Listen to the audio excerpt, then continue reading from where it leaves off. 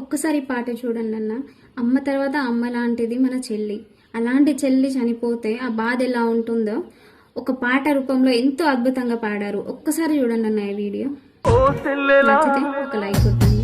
మీ అభిప్రాయం వాడే కావాలంటివే ఓ సెల్లెలా సెల్లెలా వాని చేతుల్లో నువ్వు చచ్చిపోతివే సెల్లెలా సెల్లెలా అమ్మ నాన్నను కాదని పోతివే సెల్లెలా సెల్లెలా తల్లి కాకుండా తను విడిసిపోతివే.